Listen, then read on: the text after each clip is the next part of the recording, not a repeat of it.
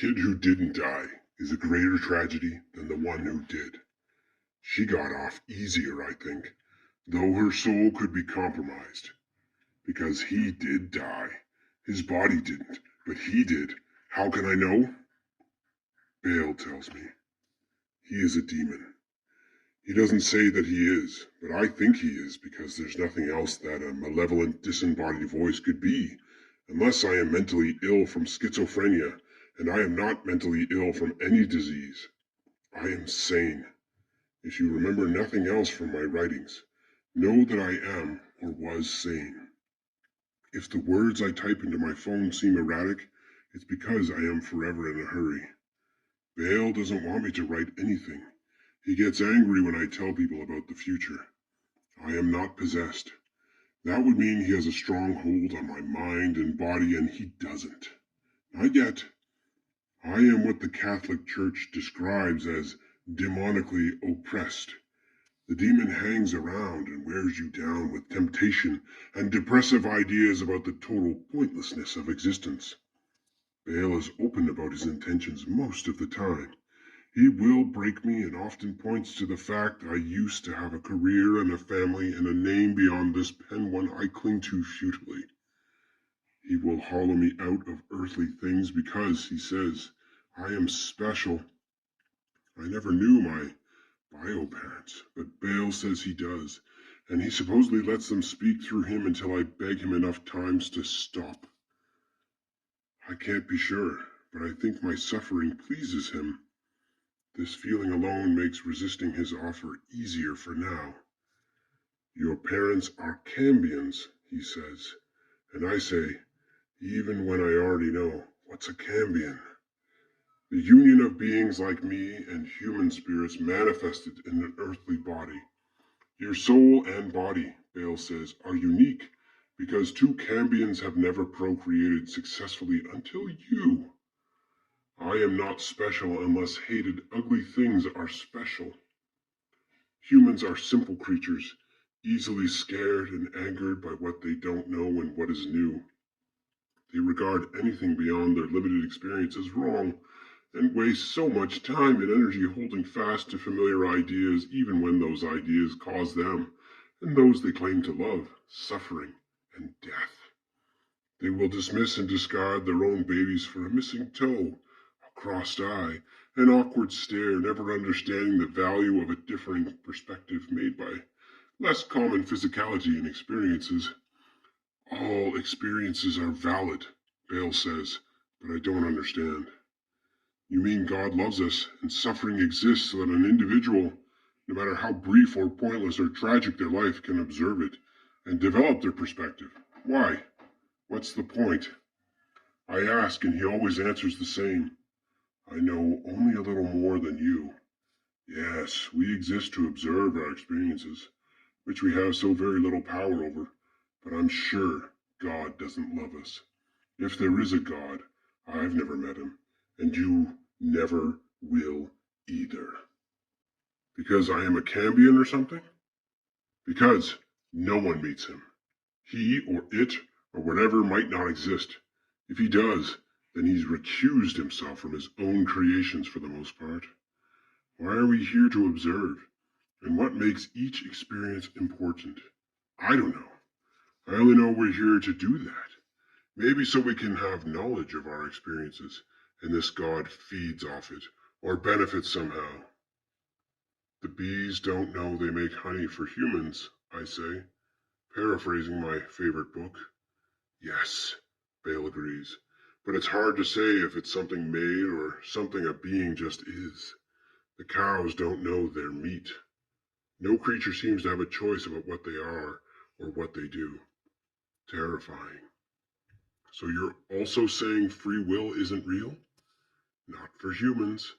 They lack the ability to perceive time and space as it really is, and are stuck on a simplistic view of cause and effect.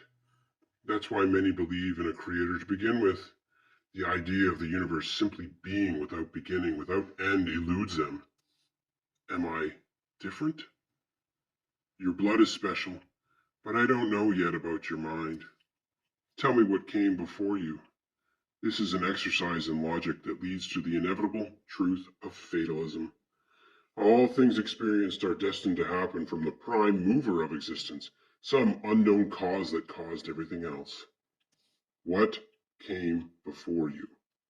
Bael insists, and I list the people that birthed me, though I never knew them, and the ones before them, and all the factors that went into their creation, and the planet's formation, and the elements and particles before that. Remove even one of those variables, and what happens to everything after? It doesn't happen. Exactly.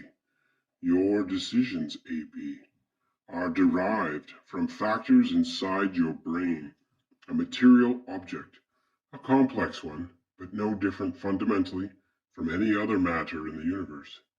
Even the belief in free will, widespread amongst humans, is a physical interaction between neurons, an idea destined to happen because of pre-existing factors. Whatever you're thinking is the result of stimuli caused by pre-existing conditions. Look at the empty bottle on your floor beside your chair and consider its former contents. Alcohol, vodka.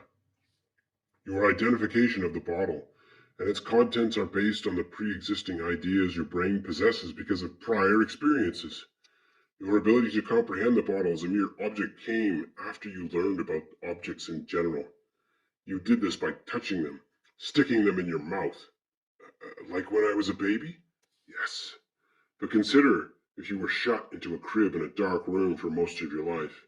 Then the pre-existing conditions of understanding wouldn't be yours, and you could not comprehend objects like the empty vodka bottle.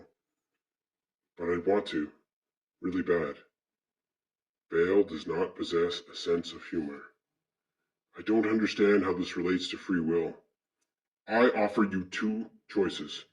1 cup of water or 1 cup of wine. Wine. Always wine. Right. But why not water? It's better for a person like you with an obvious drinking problem, which is significantly shortening your lifespan.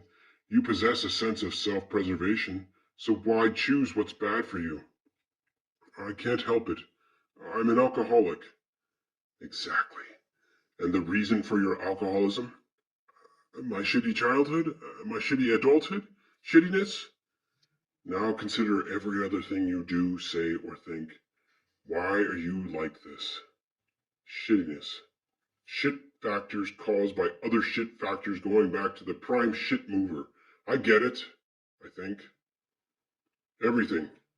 Even the words I'm writing as we speak and you, a bodiless entity, are only happening because of the things that came before, which were caused by the things before, which were caused by the things before, which were caused... Stop it, Bael tells me. He's not happy I'm typing, but it's the only thing I do these days to keep myself distracted, and according to him, it was destined to happen. As is my order to cease doing so. Do demons possess free will? Yes. Are you just saying that because you have no choice? Is it a lie fated to happen? You'll never know if you don't give yourself to me. Apparently, I have no choice in the matter. This is true. But you have free will, you say? I would call it awareness. A greater awareness than humans are capable of. Imagine a field of rye.